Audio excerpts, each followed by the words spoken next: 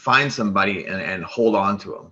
Find a mentor, find a teacher. Cause I could have tried to, be a real estate agent on my own. And like, even with having a great mentor, like you still feel like you're flying into this blind because the test doesn't prepare you for what this job is going to be. It just doesn't. All right, guys, here we go now. It is time to unlock more doors to deals. We're real estate investors here. We're real estate agents here, and we all have one thing in common. We believe that we can. We can live the life of our purpose. We can create financial freedom. We can build a better life for those that we love, and we can live the life of our dreams. I don't care if you're trying to do your first deal or your 500th this year. You can get to the next level, and we're here to help. Welcome to Doors to Deals. I'm your host and founder, Jim Manning. Today's episode can be found on Welcome to Doors to Deals. I'm your co-host and founder, Jim Manning. Today's episode can be found on doorstodeals.com/077. Today we have one of our agent turned investors, Matt Hemingway, on the line. Matt's been with Caleb and his team over in Illinois for the last several months, and this dude has been kicking some major butt. He has been doing amazing. I am thrilled to kind of bring him and his energy to you on this episode. And really, guys, it's just a tribute.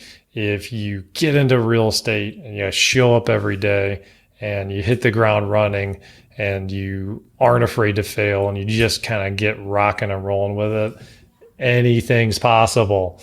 And Matt really is showing that and showing that is the truth. So Matt, I'm thrilled to have you on the team, man. Thank you for this episode. Thank you for coming on and sharing your wisdom with us. And before we get going on the episode, just a public service announcement. We've been helping generate about $130,000 a month in passive income through a couple key investment strategies that we have. If you're looking for some passive ways to earn income and invest your money into real estate, we're helping the people at a high level already, and we can help you too. So all you have to do is just send us over an email, deals@3doors.com, deals@3doors.com. That's DEALS at THREE doors.com, and put in the subject there, passive income opportunities, and we'll get you set up and kind of get you more information on how we're helping a lot of people out and how we can help you too. So then the final thing, guys, is let's get into this iTunes review of the week. This week's review comes to us from Greta Barton, titled Wannabe, Newbie, or Even Seasoned Investing Pros. 5 stars. Greta writes, regardless of where you are in your real estate investing journey, the Doors to Deals podcast can help you take your game to the next level. Packed with relevant and actionable material, the conversations are both enlightening and entertaining. Jim, Ryan, and the entire Three Doors Properties team are invaluable real estate investing resources with a heart to serve others. Listen and learn. You won't be disappointed. Greta, thank you for your review. Jim, back to you. All right, guys, no more talk. Let's get going on this interview. What's going on, guys? Jim and Caleb here. Caleb, why don't you kick us off on the background for Mr. Matthew Hemingway? What's up, guys? Super excited to interview Matt today. Matt joined our team last March as a brand new agent. Became a really close friend of mine. He's probably one of the most energetic, fun people you'll ever meet. And he'll fill your phone full of phone calls before your daily meetings every single day. So before I get any further, Matt, tell us a little bit about yourself. And kind of some of your real estate journey. Yeah, definitely. Like Caleb said, definitely like to make a lot of phone calls to him and bother him throughout the day. Definitely in his ear a lot. I started doing real estate earlier this year, kind of whenever the COVID hit and everything. Way before that though, grew up in a small town. I got 3.5-ish brothers. One of them's adopted, so that's pretty cool. And now I used to live over in Edwardsville, and that's kind of where it all kind of started for me in this whole real estate career. I've been in the Marine Corps Reserves now for about 5 years, almost done with that. And so that's been a crazy journey with that. I've learned a lot, kind of that definitely transitioned to my work ethic over here in the real estate world for sure. So, yeah. So let's get back to like the start of like when you started into real estate. You always got a really funny story about, because I recruited you essentially. You you real estate. It was very like, hey, you're the personality match. You need to come. So tell us a little bit about that, like kind of what that experience was like starting out, and how I. Yeah, definitely. I really like it. I think it kind of really fits my personality a lot as well, and kind of like defines kind of our relationship a little bit too. Before I was a real estate agent, I was a bartender and a college student for a lot of years. College is great. I think everyone should try it out. It wasn't for me. Terrible student. However, I did it. I did really enjoy bartending. I really enjoyed talking to people. And when I was a bartender, I met Nita, and kind of through Nita, I met Caleb. And Caleb kind of became one of my regulars for a while, right? And so he'd kind of see me at the bar and whatnot. We had a pretty good rapport for a while. And so one day Caleb looks at me and goes, "Hey Matt, you think you can sell houses the same way you sell me drinks all night?" And so not too long after that, I started kind of shadowing, kind of watching it. And he kind of took a gamble on me for sure. At the time I was living with 3 people. I didn't have a ton of money. I was struggling to, pay tuition, pay bills. And I definitely wasn't in a working mindset or a successful mindset. It was very much, surviving, getting rent paid, getting bills paid, getting school paid, trying to go to class, trying to work a full-time night job as well. And it was great. I wouldn't take any of it back for the world, but, Caleb kind of said, you got a lot more to offer than just being a bartender, I think. And that was really cool. So, you had a ton of talent and a ton of drive to succeed. You just needed the right parameters. So when you got started, your hunger was amazing. So I do want to talk a little bit to the audience about like, what are some of the things you did early on? Because I think you took 7 or 8 listings in your first 90 days. I could be wrong. Yeah. So, to me, it was kind of maybe like a common sense thing. It was like, I called a lot of for sale by owners, and I know a lot of people hate calling them because a lot of them tell you, don't talk to me, don't call me, I don't want to talk to you. But I kind of applied the upselling drinks to upselling my services to these guys. And yeah, that was a lot of my business starting out. Was I called for sale by owners, and I don't know what the exact numbers or the dates were, but I had my first closing within a month and a half, 2 months. And so that was pretty cool. And I spent a lot of my time. I was very lucky to be on this team because I had a lot of resources to succeed. I had ample amount of leads to call, to practice kind of, my confidence on the phone. So that was really cool. I started making, 60, 70 phone calls a day, all day long when I first started, to get the confidence to be on the phone and kind of to build kind of some good habits with that still have carried over, even till today. I definitely don't make 60 phone calls a day anymore. I'm a little bit more established now. Gotta get back to that. I should be. And this, I don't, we're going to share this a little bit, but sure. I think you hit a couple interesting points in your career in real estate already that I feel like a lot of people hit, but they don't know how to prepare for this. And maybe you want to share this, maybe you don't, you can tell me to stop, but you've hit points where you start to get lazy when you get a little money. And I think if you've gotten more, you've seen like, all right, I now have more money. And then the laziness will kind of sink in. Not laziness, but you're not as hungry. What would you, for sure. Yeah. What would you say is advice you could give to somebody who's starting out, like to look forward to that? Because being comfortable, and it happened to me a lot in my career, and it still happens today, where I get comfortable and I don't want to keep, it's hard to go make those 100 phone calls a day. When you wake up in silk sheets, like that's a real thing. What is the advice you could share with somebody starting out to prepare themselves to not hit that comfort level? Yeah, so definitely, like I said, I'm very, very new in this, right? And I definitely came from a job where I was given $300 a night cash in hand, and so I never had to worry about really budgeting my money. And so when I definitely got into the real estate world, I'd be like, man, my first few months I'm not getting paid because of whatever. So I'm really excited, really hungry to do all this work and really succeed in this because I need money to survive. And then I still, throughout a lot of this first year, kind of still had that survival mindset. I'd close a few houses. I'd have enough money for rent, all my bills for like the next 1 or 2 months. I'm like, well, I'm good this month. I don't need to close houses next month. I'm good. I got everything taken care of. And then the month after that comes, and I'm like, oh, I'm out of money and I have no closings. One of the things that I definitely learned from you and talked to you about a lot was, kind of the why you're doing it and kind of the different mindset for why you're doing it. Like, I'm not doing real estate to survive and just pay my bills anymore. I'm doing it to build future wealth at this point.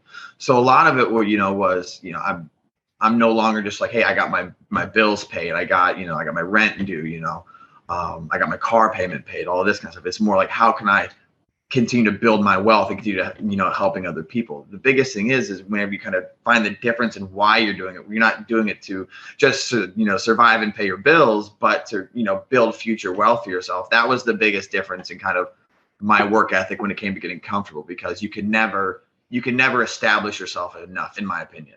Yeah, no, you never Especially know when what. I look at people like Caleb and Jim Manning, right? Like you see dudes that are hyper successful who are just not stopping, and like they're not working to just pay their bills. They're working to build future wealth, not only for them but for their families, and that's in my generations to come. And we've talked about this a lot on the podcast, and I've talked to you about it, but it's the 3 whys. And kind of what happened to Matt is Matt was in this survival why for so long, guys, which a massive amount of our audience is in. You guys are just trying to survive. You're trying to pay your bills. And then what happens to a lot of us is we honestly, and I thought this for a long time, is we feel like once you get past the survival why, that it's just greed. That why do I need more? Why should I do more?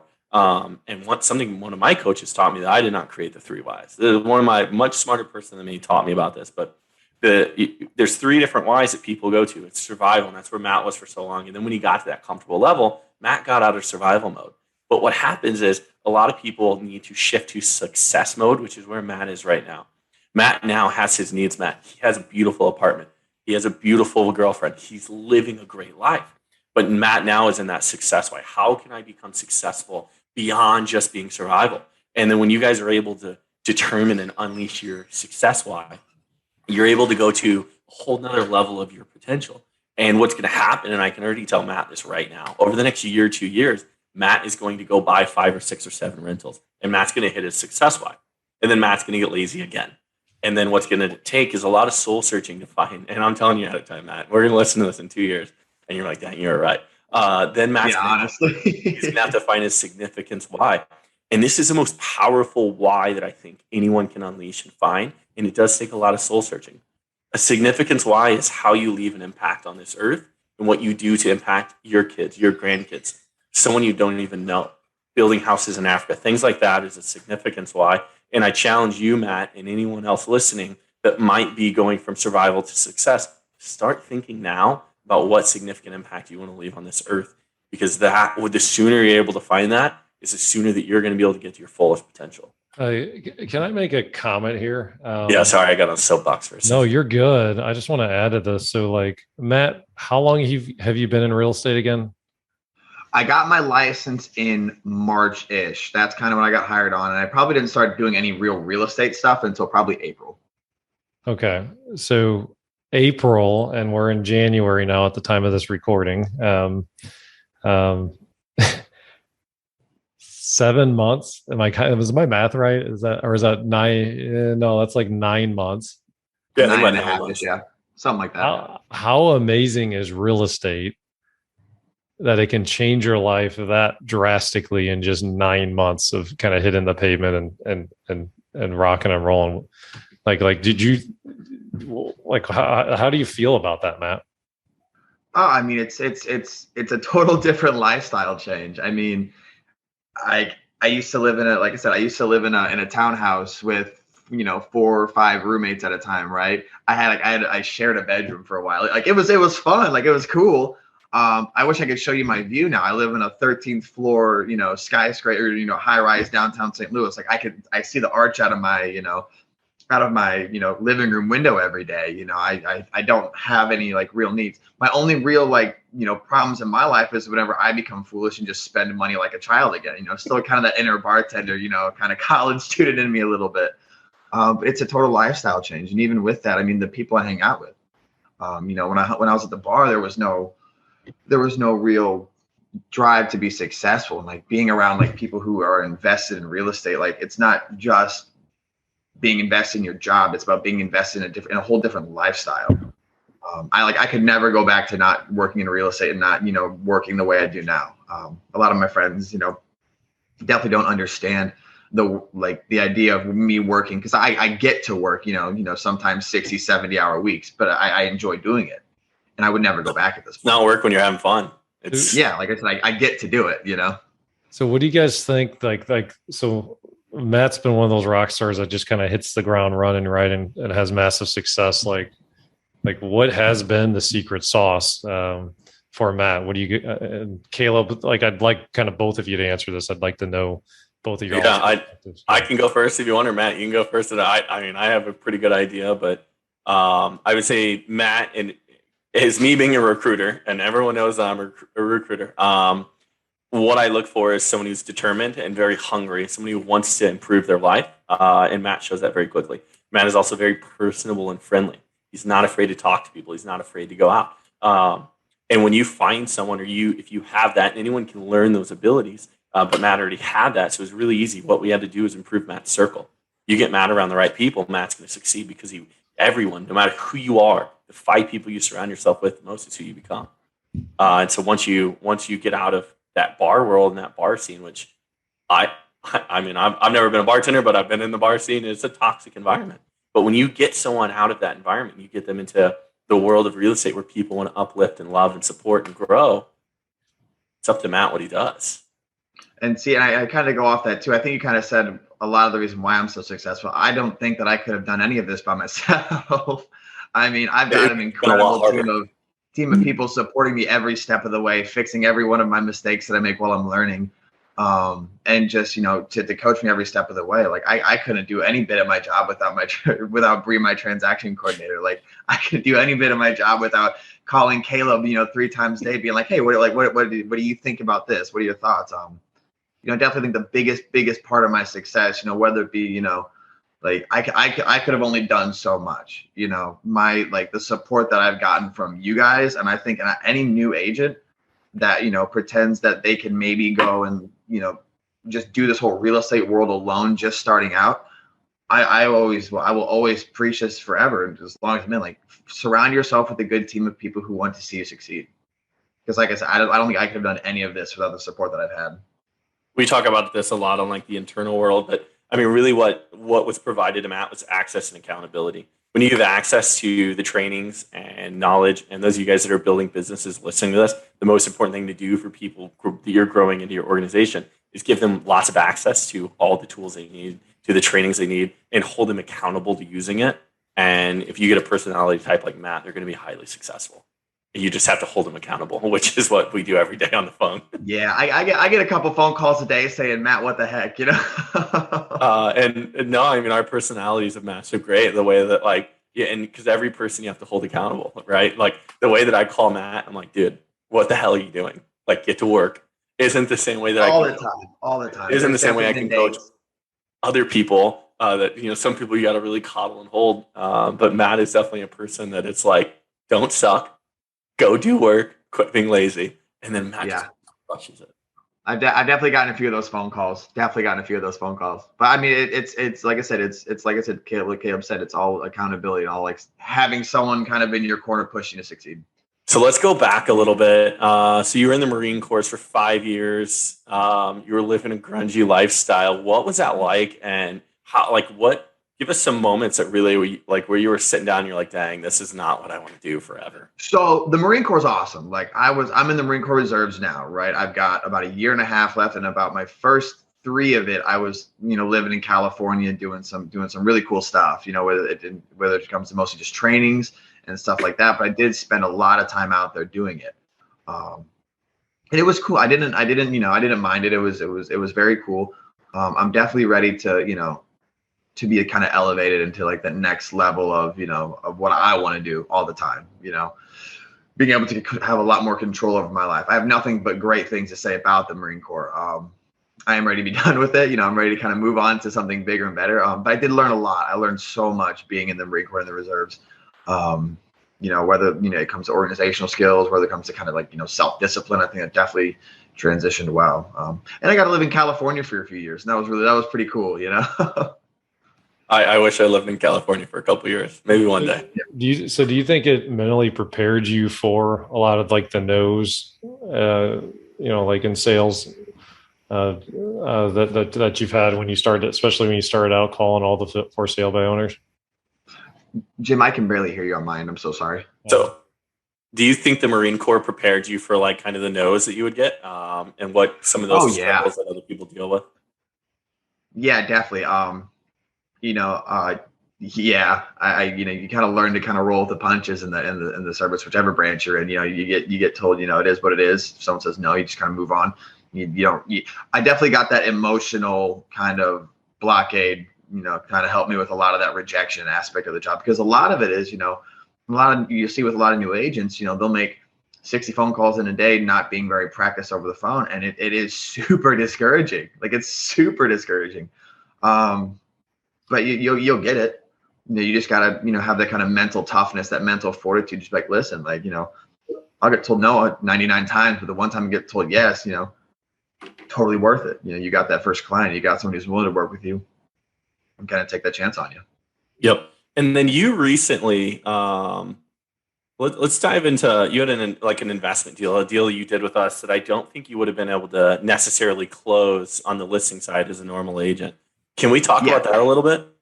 Definitely. Yeah. So actually I went on a listing appointment months ago with a client, and we hit it off really well, really good relationship, really good rapport. Like, whenever we're ready to list our house, we'll sell our house. Right. And so a couple months go by, I don't hear from whatever. But I get a random phone call from someone named, I think it was D. And she goes, hey, my friend, she met you.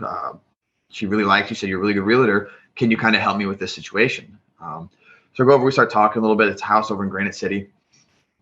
Then the situation was that they had a brand new house. They loved living down in Waterloo, Illinois, right? And they still owned this house up in Granite City. And they're like, listen, we own these two properties. We can't get rid of it. We can't sell it. Can you sell it for us and see what we can do? And I was like, yeah, we could talk about listing it on the MLS and doing the whole 9 yards and doing the whole real estate thing, right? And she's like, yeah, like we really don't own anything. We just want to move it as fast as possible. I said, listen, we have this really cool, kind of program called the Best of Both Worlds, right? Where, if you want, you don't want to hit the easy button on this. You just want to say, I don't want to list it, don't want to pay the commission, don't want to do anything else. I'll just buy the property from you for what you owe on it. And they were like, are you serious? Like, that'd be fantastic. Because they were worried like it wouldn't pass inspections. There's a handful of things wrong with it. And they just definitely wouldn't pass inspections. Let's be honest. That thing needed some work. Yeah, it needed some work, right? And so they were in a point where they were like, if they couldn't sell this within the next few weeks, they were gonna have to sell their dream home down in Waterloo to go move back up to Granite City and live in this house and fix it up, right? And I'm like, that's the worst case scenario for them. So I said, hey, give me an hour. Let me make some phone calls. Let me see if we can't make this work. So I talked with Caleb. I was like, hey, can we buy this, right now for what they owe on the mortgage? Came back the next day and we bought it, and then, got it out to one of our 3 doors contractors or someone to buy it. And it saved this person a whole mess of having to sell their dream home to move back to their old past first home or whatever. And, we still, we got the property out of it, and it'll be ready to be sold here in the next, I don't know, how many weeks. Yeah. So they're working on the rehab now. I think they'll be done in a few weeks. So talking about that, could you have done that? And no offense to you, could you have done that on your own? Would you have known how to structure that deal? No shot. Like, if I was just Matt Hemingway real estate, like, heck no. I mean, so there's no shot. I don't have the assets to do it. I don't have the money to do it. And honestly, I didn't have the knowledge until I started, kind of working with you guys. So I didn't even know what wholesaling really was until I met you guys. So the one thing we talk about a lot to our internal agents, I don't know if we talked about this on the podcast near as much as we should, but what Matt did there is the who, not the how. So Matt didn't know how to structure that deal. He didn't know what to do. Matt just knew he had a problem that needed solved, and Matt went and found somebody that can solve the problem. A lot of agents would have told that person, I almost guarantee you that person probably called 3 or 4 other real estate agents, and those agents are like, sorry, you owe too much money on the house. I can't do it. Can't happen. And it took them calling one of their friends who had an experience with Matt, and then it came to Matt, and what Matt did, the most amazing thing. He looked for the who, not the how. So many people in real estate get so caught up on having to know every little detail. Go find the person that knows how to do it. Partner with that person and do the deal with them. What was do you remember the numbers on that? How it's going to work out for our client? He's going to do really good because he self-performs the work. Do you remember the numbers on that by chance for him? Yeah. So we bought it for 68 because I think they owed like 65 on it. Yeah. And I was like, listen, we'll throw you a couple extra bones, to kind of, make it a little bit easier for you guys to kind of cover some of the closing costs, everything, so you don't owe anything on the tail end of the deal, right? And then I think we sold it to an investor for, I think it was 75 or 76, and the ARV on it was like 140 or 150. Yeah, and it needed all cosmetic work. None of it was really like foundational. I think it needed a new outside wall and one of the garage walls. So that was a pretty easy fix as well. What it needed was someone who was going to do the work. Because if you brought in a contractor, it was going to be 60, 70 grand to do the work. Nobody's going to make any money after interest, expenses, everything. Yeah. So what we did is we went and found somebody who's going to self-perform the work, and we just broke the deal down to them. And we're like, hey, you're going to go make 30 grand if you do this work. Mm-hmm. We'll loan you the money. And we brought that investor the deal, or that contractor the deal. Now he's an investor, and we turned a contractor into an investor. Helped him start really working for himself and structured that deal that way. So those of you that are agents that are starting out in your businesses, start thinking creatively. Quit thinking about 6%, because when you can structure deals creatively and differently than anyone else, you're going to succeed. Because now those people, I guarantee they're going to sell their house in Waterloo with you if they ever decide to sell in 10 years. They're going to tell everybody about Matt Hemingway. Every single person. Matt, are you going to be picking up the listing on the back end when he's done with the flip too? I don't believe so, because it was not I didn't find the buyer, so I don't. It'll be a 3 Doors listing though. It will. Yeah, it'll be through 3 Doors. Yeah, but it won't be mine. So Matt didn't have the buyer. So the way that we structured it 3 Doors is who brings the buyer. On the disposition side is who gets that listing on the back end. Unless you want to give it to me. Sorry, bro. I'm not playing. I love you, but yeah. So what are some other cool things that you've experienced as you've been an agent? Tell us some more about like your journey. Like, what are some lessons you can teach to think about this? Somebody just got their license pass or test today. What's the biggest piece of advice you could give them? Hey there, if you're looking to get the ultimate edge for your real estate investing company, go to doorstodeals.com/invest for more information. Just so you know, a high percentage of the people that we interview on this podcast are actually already 3 Doors Network members. And our network members have a lot of extra resources. They have access to an online training vault with over 3 years worth of content in it. They have access to vendor savings like our Home Depot discount that's literally saved thousands of dollars for members. And we have a weekly group coaching call, and we have a lot of other great things as well as part of the 3 Doors Network. So make sure that you check it out on doorstodeals.com/invest. Think about this. Somebody just got their license pass or test today. What's the biggest piece of advice you could give them? Yeah, definitely. Find somebody and hold on to them. Find a mentor, find a teacher, because I could have tried to, be a real estate agent on my own, and like even with having a great mentor, like you still feel like you're flying into this blind, because the test doesn't prepare you for what this job is going to be. It just doesn't. And then I'd say, you'll find out in like with all the, networking events, right? You'll find out as a realtor, you get to go to some happy hour every week for whatever bank or whatever insurance company, right? I go to all that stuff. I love beer, but I also love meeting, all of the people that are there, because it's great. I definitely take pride in, going out everywhere I go at this point, and I see someone I know, and I'm like, hey, what's going on? Great to see you, and it builds that network. And so I've got people that I know in every aspect of the real estate world who I can just call with questions at any given moment and any day, and just be like, hey, I've got this question. Can you walk me through this? Or, what do you think about this? And just getting everyone's opinions, who's infinitely smarter than I am in any other field, So that's definitely one of the biggest things I recommend, is find someone that is successful and be like, hey, listen, teach me. Don't care what it takes, what I got to do. Teach me how to do this. Get on a team that'll support you, and then just go talk to people. Go talk to people, because like real estate, I don't think that real estate agents are really salesmen as much as people think they are. My job's not to sell someone a house. My job is to, present some facts and be like, hey, what do you think of this house? And, if you like working with me, we'll go check out every house you want to see on the MLS. We'll go do whatever you want to do. It's just got to work for them. So one thing we talk about a lot is selling an experience. So I don't sell a buyer. If you're trying to hard sell someone a house, you're doing them a disservice. When a listing or a client wants me to sell their house to somebody, I always said it straightforward at the beginning, talking about that topic. It's about selling an experience. So I want you to have the best experience selling your home or the best experience buying a home when you hire me as your agent, and each agent on our team, we talked about this. Because if I convince you to buy a home, are you going to sell that with me in 5 years? No, because you hated me because I didn't get you in your dream home. I got you in the home I sold you. But if I give you the best experience, the most stress-free possible experience, people are always going to think about you. And that's what matters, is someone having a stress-free experience. If they spend an extra $500, but it wasn't this back and forth hassling over $500, the stress-freeness is worth that, in my opinion, for your client. And that's one thing that Matt, I think, has done at a high level. You've already gotten how many client referrals? It's like 4 or 5, right?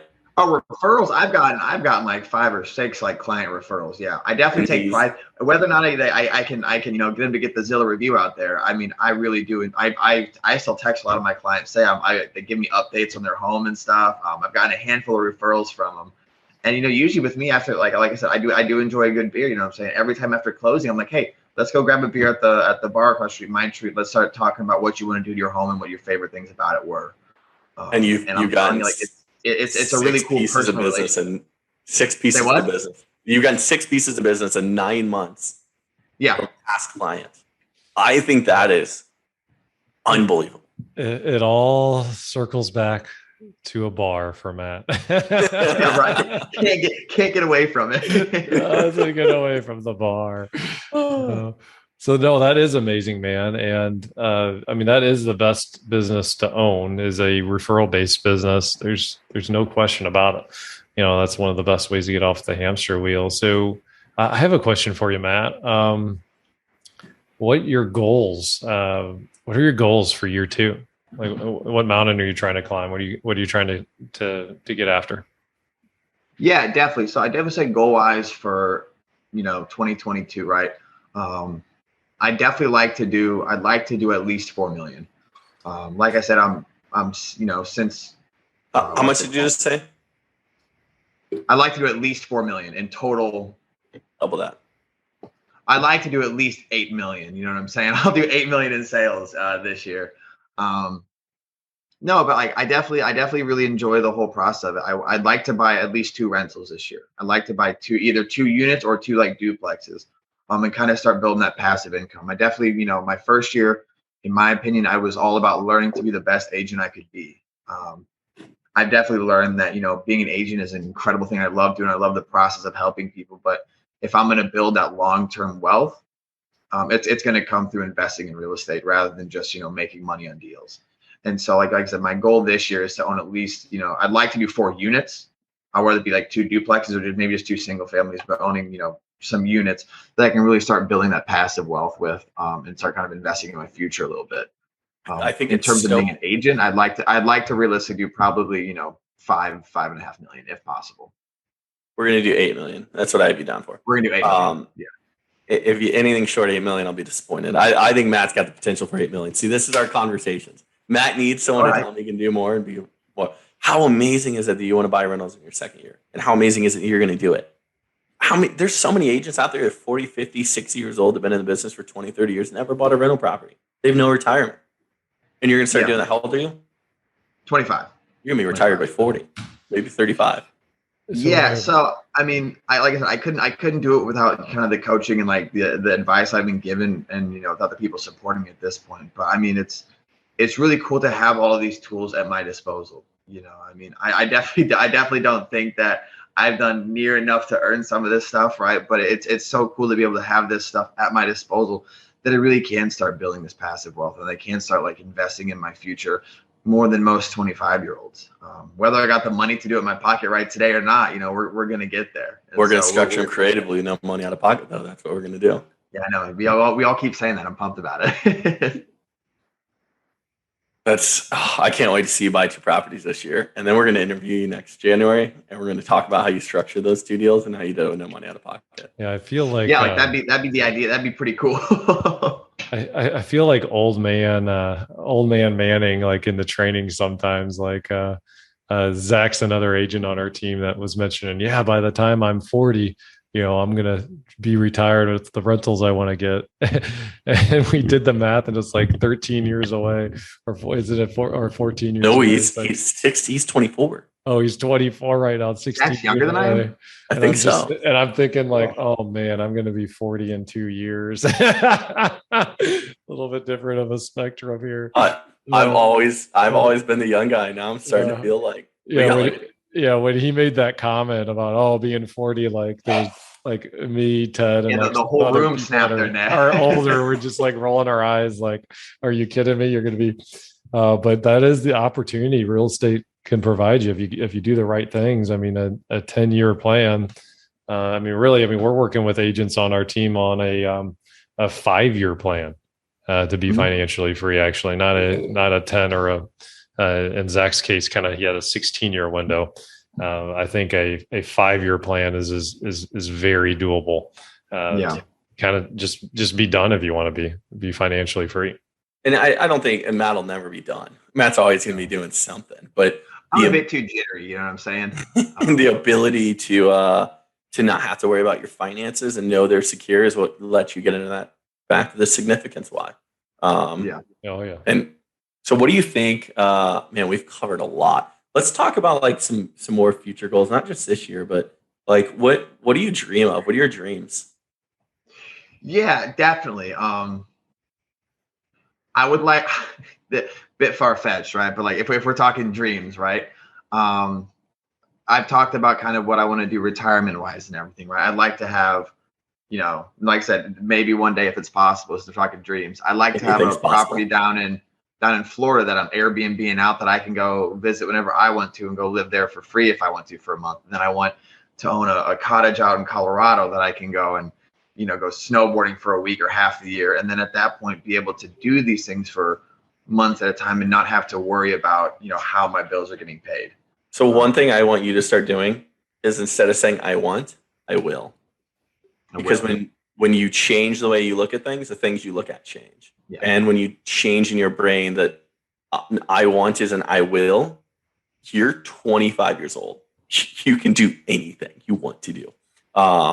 You just have to want to do it and not think it's going to happen. I think certainly within the next 10 years, you're going to have an Airbnb in Florida and an Airbnb in Colorado. Yeah. You just have to want it. Yeah. And I'm saying, like, we're talking dreams, like at that point, I'd have enough rental properties to where it all pays for itself. I'd broker deals for my friends on the side and people who wanted me to by strictly referrals and everything. And I mean, at that point, like you really are living that financially freedom. And even now, like being a year into this, like I'm not financially free yet. Like I still have, problems and everything. But nothing good comes quick, and nothing good, in my opinion, comes without, putting a lot of work, a lot of hard work into it. So what's interesting is a lot of times we think that like, okay, like if I'm living my dream life, well, there won't be any problems, or we kind of have this like fantasy on it. And, it's funny, like I'm kind of a testament. I'm on a little bit other end of the spectrum than you, Matt, being that I've been doing this 13 years. And I promise you, when you look up and you're like, whoa, I accomplished, and I'm living exactly what I designed over 10 years ago. And I've achieved like exactly the first major milestone of what I wanted to do. I promise you there's still problems. Like the problems don't go away. Like it's still stuff to deal with. Your problems just change. Yeah. You have a random seizure and break your jaw. Yeah, no kidding. Yeah. And I think what it does do though for you guys, like when you accomplish kind of like what's in your head and like the dream is it's two things. One, there's an internal confidence that happens with like, man, I know how to get somewhere. Like you just kind of walk with a little bit different of a step. And then the other thing that happens is it opens up your mind to thinking at a level that's much bigger than you would have ever dreamed being able to think of before. And like kind of opens up the possibilities for our contributions at an entirely different level. So that's what I found, at least on my journey. But Caleb, yes. So Caleb recently, you officially broke your jaw. My jaw is officially broken in the right socket. Yeah. So I think it's crazy. It made you look a little better. Once the swelling went down, I was blown up for a few days. So that's the thing too, guys, with this, and why I'm so passionate about trying to help unlock investments for people and financial freedom for people is life happens. So Caleb, can you kind of share, this happened a couple of weeks ago to you, just kind of the background of that yeah. So I was, some of you guys know who I am. I've talked about my age and stuff a little bit. I'm 29 years old.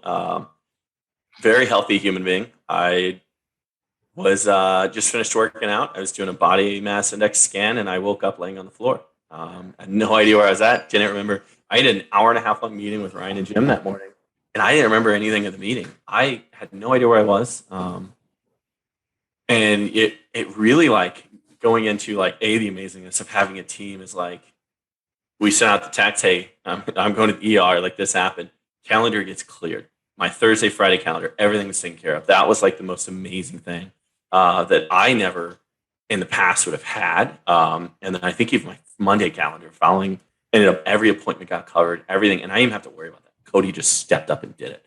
But also, like, you know, we had a little fear, like, I might not have a license. I might, and we still, knock on wood, you guys might not see me on the podcast for a while because I might have to get my jaw wired shut. But me knowing that I have the rental portfolio I know my expenses are covered no matter what. Like, I know if I have to miss work for 3 months, yeah, it's going to suck and our revenue is going to drop, but my bills are going to get paid because of the rental properties I have. And because we have the team that we have, that we're still going to have things happen even if Caleb isn't here. So that's what's been like really, really eye-opening to me lately, is how amazing it's been that I started buying rentals at the age I did, is because I didn't know that at 29 years old that I might miss 3 months of work. It's very high probability if I start having more seizures that I can miss even more. But life happens, and being prepared for it when it does is really, really important. So I'm super thankful to be where I'm at in life, that Jim's been, having amazing business partners that are, hey, take the time you need, go relax, go rest. Let's figure out health, because health is the most important thing. But the work we put in leading up to this has helped us now know that, like, we're going to be okay. Yeah. And the biggest advice I can really give you, Matt, or like, anybody listening in, like, hey, the income's getting there, is really get disciplined with your finances. Like, I know it's exciting to go out and, like, you get a $10,000 payday and put a couple grand down on a car, or maybe vehicles these days, they don't even have you put a down payment on it, or get in that $1,000 a month, like, sweet lease on a car or whatnot. And the only really true path to financial freedom is to control your expenses and to make sure that you're spending as much money as you can on assets. Like, if I go into, like, I'm driving a 2009 hail damaged Honda Accord, like, you know what I'm saying? So like if that's what I'm driving, man. That's what I'm driving, the work truck. I think there's a really fine line between blowing money, and you definitely want to make sure you're saving money. And just continuing on with what Jim said, my early 20s, I was hyper disciplined. I lived off 25 grand a year, and I was making over 6 figures at 24 years old. And I lived off 25 grand a year. My ex would be like, why are we eating Lunchables, Caleb? And I'm like, because we have to save money. When you guys are disciplined like that, though, and you can invest $70,000 a year, God, it snowballs quick. It is so important, especially when you guys start making money, is if you're used to living off 30 grand a year, live off 30 grand a year while you're making 100 grand a year. And I guarantee you in 3 or 4 years, you're going to be passively making 100 grand a year. And that turns into the most craziest snowball you'll ever imagine. And then, like, it's way cool to, like, know when you're like, I know for sure in my mid 30s that I'm not going to have to worry about $1,000 a month car payment, because I'm going to be able to afford a $3,000 a month car payment if I want. God forsake, I hope I never get to that, wanting that. But the way it snowballs is wanting, like, being able to know you can do that in your 30s when you're disciplined in your 20s. It's huge. And then the ability to retire. Yeah. And it's not too late. I mean, if you're in your 30s or 40s or later than that, and you didn't have that discipline, I mean, I think, gosh, what was I was reading something the other day, like Sam Walton, like he started Walmart like in his 40s or 50s, and there's the KFC. What's the name of the KFC guy? I think he started that company like in his 60s or 70s or something. Like, so like getting the entrepreneurial bug, starting a business, getting into real estate, you name it.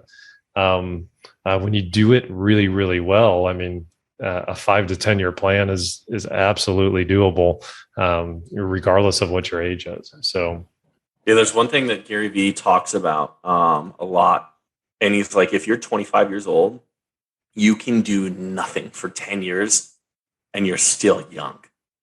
Like you still have so much time, but if you do the right things during that time period, you're going to be so much farther ahead. I was trying to look up to go into this a little further and look, because I know Oprah Winfrey was fired from like TV shows at 25 years old and told she would never make it. I couldn't find it. Richard Branson was like, he was just selling old records out of a church at 20 years old. He wasn't doing anything. Like these guys, a lot of these big billionaires at 24, 25, 26 years old were bums. And now they were still working hard and putting in the work and learning. But just because you haven't started preparing now doesn't mean that you can't change and impact your life forever.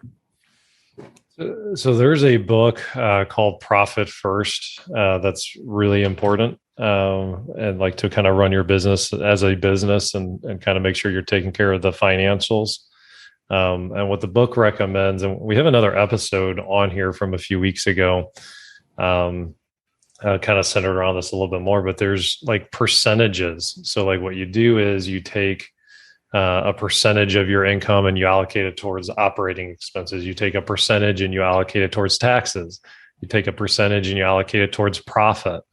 You take a percentage and, and there's multiple categories, right? You guys get the point. But if you can get disciplined to take care of your money and to kind of like do it in that avenue and start to think about it like that, then if you have, you have a killer year and like you've thought through like, hey, I have 10 grand that I'm going to do whatever the heck I want. That's part of my plan. Then that's okay. But what happens to us is we see like a $10,000, $20,000 paycheck, and it's like, oh my gosh, like I'm going to go out and I'm going to go to Vegas. I'm going to throw down a couple grand on black. And, like we don't think through that. Well, it's not 20 grand because you have your expenses coming, you have your taxes coming, you name it. So if you can get disciplined there, it's going to make a world of difference for you, Matt. Like you're going to be ahead. Crazy amount than if you're undisciplined. Yeah. Discipline is one of the most important things of being because we mentioned this earlier. I'll say it again because it's so important. The only way to grow your net worth is spending less money than you make. And if you don't spend less money than you make, it doesn't matter if you make $1 million a year. If you spend $1.1 million a year, you're going to be dead broke. Every single person out there. And not trying to get caught in the rat race. I think that's something, especially with social media and me and you being the same age, is everybody has this social media persona like they're successful. But some of my most successful friends don't even have social media. They don't care to, they don't show it. They don't have to show off on social media, them renting cars and traveling and doing all this stuff. They're some of the wealthiest people I know. Don't get caught in the rat race, guys, of thinking I have to buy clout and I have to buy for other people. Do it for yourself, but do it for your future. Do it for your kids and your grandkids. And if you're not going to, if you don't want kids, do it for a foundation. Find a charity you really like that you can leave money to. Mm-hmm. So one of the things that I do, and actually, Kelly and I do it together. I kind of spearhead it and then she reviews it. Kelly's my wife, for those of you that don't know that. So we have a personal financial statement where I will track my personal net worth, what the retirement account balances are, equity, cash savings, and you name it. And then the question that when I review it, my goal is to review it every month. Realistically, I have been doing it every quarter. Then the main question is what do I need to do to make my net worth grow? How do I get my passive income to grow? Okay. And like the quality of your life is dictated by the quality of questions that you're asking yourself. And until you really start playing this game, you're not really playing the game of investing until you start really like looking at it this way and really trying to grow that net worth. And what happens is like it starts to shift your thinking to, hey, do I want to spend $12,000 on a car? Or do I take that money, buy another rental? And like, how do I, you start viewing it first as like an investor and not just as a consumer buying things. You just made me think of a really, really cool story I do want to share real quick. I'll never forget. So I started investing at 19 for you, those of you guys that don't know. And the first loan I ever got on a house, I was sitting down with Chuck Unger. And I actually haven't caught up with Chuck in a long time, but I really need to because he impacted my life massively. So Chuck wanted me to fill out a financial statement. And I was a 19-year-old kid with 10 grand in the bank. And I'm like, what do I need to fill this out for? And Chuck went line by line, going through credit cards, going through I had 2 different bank accounts and what my lawn mowing company was worth and things like that. And I'll never forget when I finished, I think I might have a net worth of 20 grand. And Chuck looked at me from across his desk, and me being a 19-year-old kid looking at this like 60-year-old, like high level banker. I mean, he was like the dude in my eyes. He said, Caleb, this may be a really, really small number, but all that matters in your life is every year making sure you do something that increases this number. And that stuck with me and resonated with me so much. And every year I fill out I'm not at the level of Jim of doing one quarterly. I fill out my personal financial statement yearly. But watching that grow, and I save those in a place, watching that number grow has been something that gets me so excited to track. And I'll never forget Chuck looking across me at that desk and being like, this is the most important thing you do every year is making sure that you grow this number in some way. I think every single person should fill out a personal financial statement as often as possible. Yeah, and it gamifies it a little bit too. Like it just makes this game, and then you talk about legacy and contribution. And I don't know, like personally, the pace that I'm on, it's not necessarily a lot of people say, well, I want to leave it for my kids and things like that. I mean, if you give somebody too much, then they get lazy and just squander it and blow it anyway. Like, so like to me, it's like, okay, I think there's maybe some pretty nice charitable contributions that I'll be able to come up with and really kind of impact in a positive way, not just my kids or whatnot, but our community and the people around us, So, but it doesn't happen if